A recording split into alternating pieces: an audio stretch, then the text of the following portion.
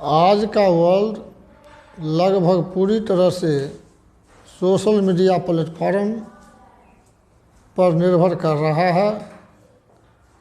मुझे भी लगा कि मैं अपनी भावना और विचारों से आप लोगों को अवगत कराने के लिए इस प्लेटफॉर्म का उपयोग करूं और इसी विचार के तहत मेरे द्वारा आज YouTube चैनल पर बहुजन विमर्श नामक चैनल को लॉन्च किया जा रहा है।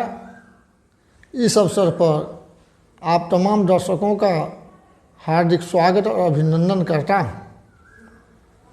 आपके इस चैनल का नाम बहुजन विमर्श है। बहुजन विमर्श ही इस चैनल का नाम क्यों?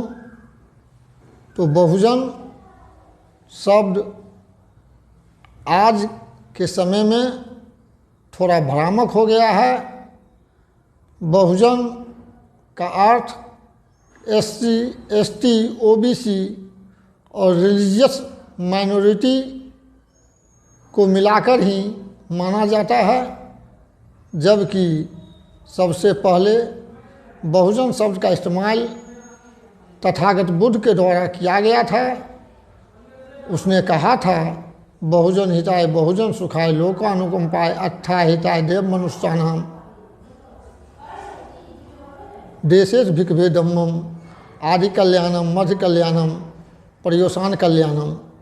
अपने पंचवर्गीय भिक्षुओं को उपदेश देते हुए कहे थे कि हे भिक्षुगण, चारिका करते रहो पूरे संसार के बहुजनों के कल्याण के लिए। अब तथागत के द्वारा इस्तेमाल बहुजन शब्द निश्चित तौर पर समाज के अधिक से अधिक लोगों के लिए इस्तेमाल हुआ होगा।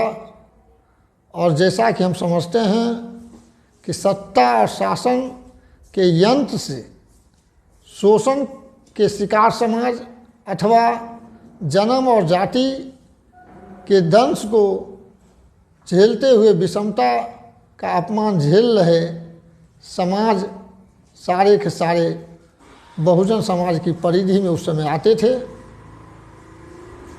महात्मा ज्योतिबा फुले भी अपने ग्रंथ में बहुजन शब्द का इस्तेमाल किए। महामना ज्योतिबा फुले शिक्षा की क्रांति के अग्रदूत थे। परम पूज्य बाबा साहब डॉक्टर BR अम्बेडकर, जिनके बनाए संविधान के बदौलत आज हम कुछ लायक बने हैं, इनके बारे में प्रसिद्ध विद्वान बौद्ध कवि विनीत विक्रम बौद्ध कहते हैं, हर शोषण हर उत्पीड़न का तुमने हरदम प्रतिकार किया। बहुजन हिताय बहुजन सुखाय जय धम्म विधान विधायक है। दलितों के सच्चे शुभचिंतक संरक्षक सब अधिकारों के अगरों के प्रति सद्भाव भरे पिछड़ों के पूर्ण सहायक है।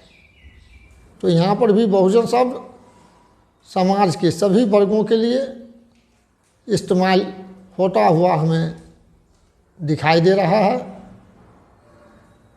महर्षि अरविंद घोष और स्वामी विवेकानंद भी बहुजन शब्द का इस्तेमाल अपने वाङ्मय में किए।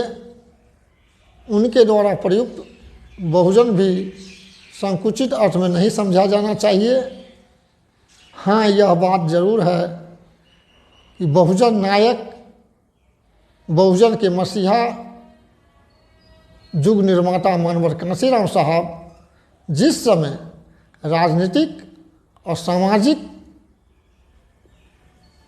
रूप से समाज को संगठित कर रहे थे, तो समाज का अधिकांश भाग जो जन्म और जाति के आधार पर शोषण, अपमान और उत्पीड़न को झेलने के लिए अभिशप्त थे, तो उनकी चेतना को झकझोरने के लिए, उनके सोए हुए स्वाभिमान को जगाने के लिए, उन्हें एक सूत्र में बांधने के लिए बहुजन शब्द का इस्तेमाल किए थे, जो उस समय 85% के लोगों के लिए इस्तेमाल हुआ था। ऐसा नहीं कि मानवर साहब कि मन में किसी भी तरह से किसी के प्रति घृणा का भाव रहा हो, लेकिन उस समय जो अपर कास्ट के लोग थे ज़्यादातर मनुवादी सोच के थे। इसका कारण उनके भीतर जातीय अहंकार, संकोच और कुछ मायने में अज्ञानता की भी भूमिका थी।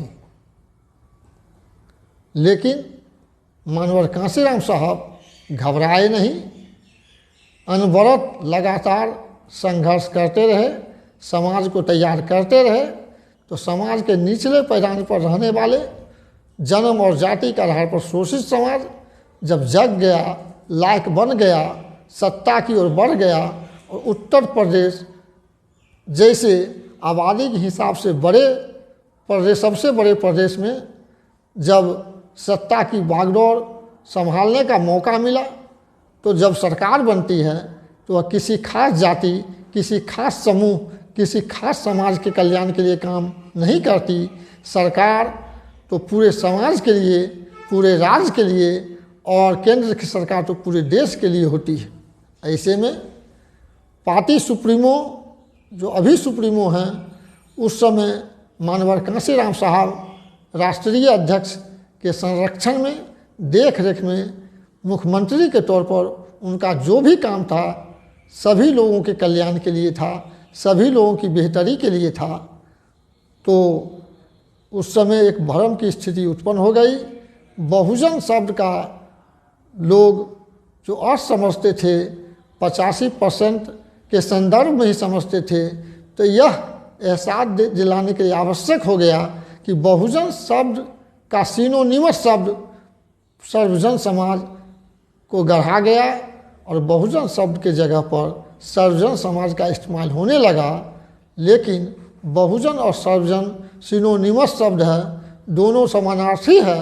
जो बहुजन है वही सर्वजन है, और इस तरह से सर्वजन और बहुजन को हम एक मानते हुए जो बहुजन शब्द जो तथागत का शब्द है, जो महामना ज्योतिबा फूले का शब्द है, जो विवेकानंद का शब्द है, इतना ही नहीं, रेडियो स्टेशन जो प्रसार भारती का महत्वपूर्ण लोक प्रसारक संगठन है, उसका भी मोटो है बहुजन हिताय बहुजन सुखाय।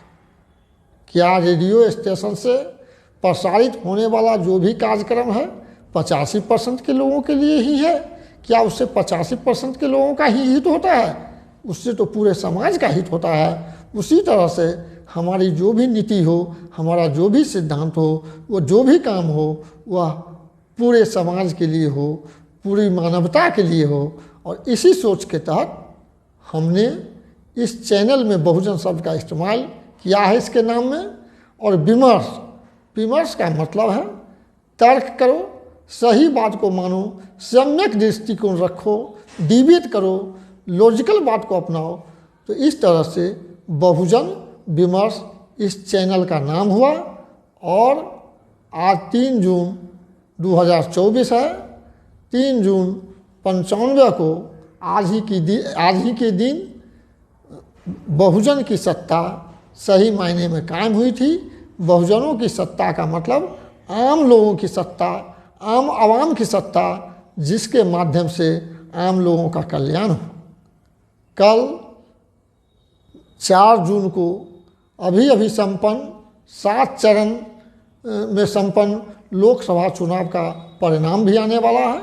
हमारी कामना है कि बहुजनों के कल्याण के लायक, समाज के सभी वर्गों के कल्याण के लायक, जो संविधान पर भरोसा करके चलने वाली पार्टी हो, उसके पक्ष में फैसला आवे, उसके पक्ष में रिजल्ट निकले और बहुजनों का कल्याण हो।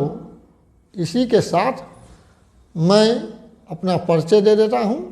मैं इंजीनियर नथुनी रजक BSNL में अपने उम्र के, अपनी अवस्था के 50 वर्ष तक नौकरी करके VR से लेकर अभी संप्रति बहुजन समाज पार्टी का प्रदेश महासचिव हूँ।